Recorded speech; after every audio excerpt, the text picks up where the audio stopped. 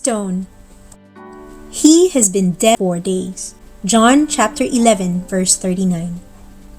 We are traveling with Jesus through the Gospel of Luke as our map, but the other Gospels also describe Jesus' journey to Jerusalem. This week and the next, I have included stories from the other Gospels, not to distract you from the text of Luke, but to help you further appreciate what is happening before and after Jesus' triumphant entrance into Jerusalem. Wednesday of the 5th week of Lent. Before they reach Jerusalem, Jesus is called to the town of Bethany by startling news. His dear friend Lazarus is dying. We will let the Apostle John tell the story. Lazarus is the brother of Mary and Martha, and his sisters have sent word to Jesus that he whom you love is ill. John chapter 11 verse 3. Jesus knows that Lazarus will die, for he says to the apostles, "Lazarus is dead, and for your sake I am glad that I was not there, so that you may believe." John chapter 11 verses 14 to 15. Although death has overtaken Lazarus, Jesus knows the Father's plans for glory. He travels to Bethany, knowing well what will soon happen. Now when Jesus came, he found that Lazarus had already been in the tomb 4 days. John chapter 11 verse 17. Jesus speaks to Martha and Mary and is deeply moved. He weeps, and then he goes with them to Lazarus' tomb. There, he boldly commands, "Take away the stone."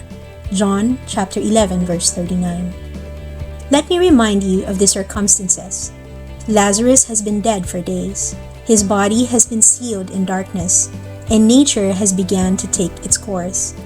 Martha, the sister of the dead man, said to him, "Lord, by this time there will be an odor. He has been dead 4 days."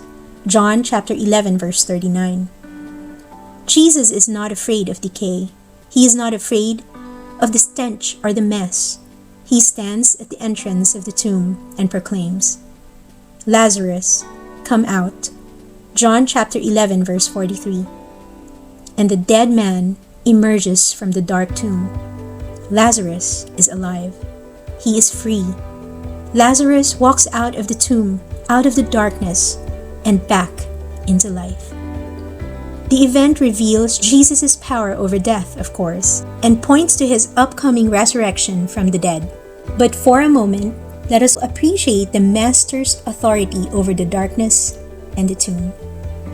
As I've said before, many of us have things in our life that we keep hidden away in the dark. We have our own buried secrets, and most of us are afraid of them. We keep our hearts closed, like the entrance to Lazarus' tomb. Inside, in our fear, the darkness deepens. When Jesus says, "Take away the stone," we may resist, seeking to keep the tomb of our heart closed. Why? Deacon James Keating writes, "With ever more accurate darts of love, the Holy Spirit opens our conscience before God so that deeper and more effective healing can occur.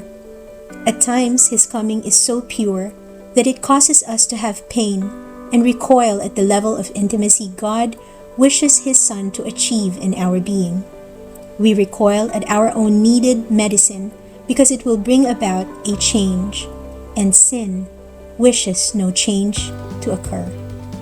In other words, when God gets too close to our stench, we recoil and push Him away out of fear.